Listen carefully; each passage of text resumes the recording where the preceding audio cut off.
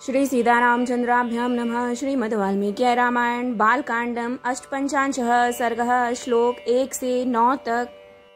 विषय: वशिष्ठ ऋषि के पुत्रों का त्रिशंकु को शाप प्रदान। उनके शाप से चांडाल हुए त्रिशंकु का विश्वामित्र जी की शरण में जाना।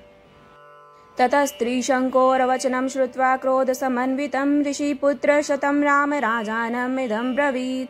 प्रत्याख्यातोऽसि दुर्मेधो गुरुणा सत्यवादिना तं कथं समतिक्रम्य शाखान्तरमुपेयिवान्।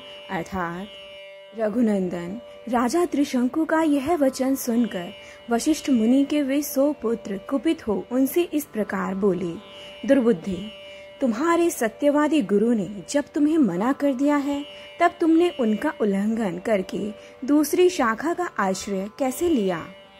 श्वाकुणाम ही सर्वेषां पुरोधा परमागति न चातिक्रमयितुं शक्यं वचनं सत्यवादिनः। अर्थात समस्त इक्ष्वाकु वंशी क्षत्रियों के लिए पुरोहित वशिष्ठ जी ही परम गति हैं।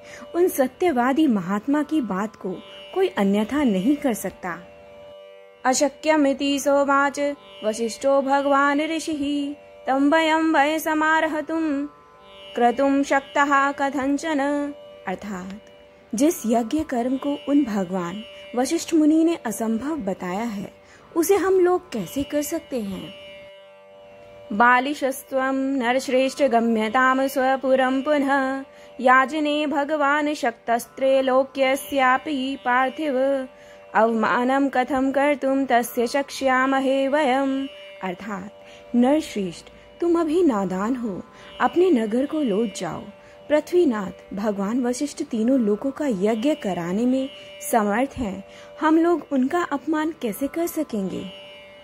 तेषां तद्वचनं श्रुत्वा क्रोधपर्याकुलाक्षरं स राजा पुनरवैतानिदं वचनं ब्रवीत्।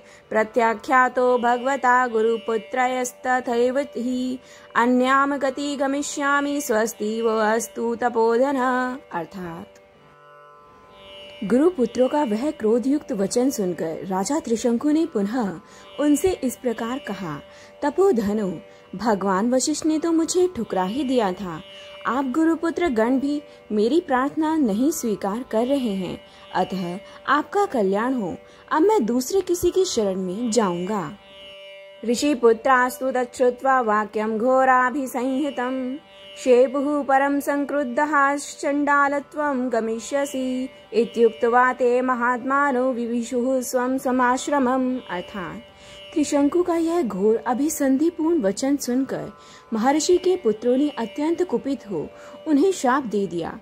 अरे जा, तू चंडाल हो जाएगा। ऐसा कहकर वे महात्मा अपने अपने आश्रम में प्रविष्ट हो गए। जय जय राम सीता राम, जय जय अवधपति।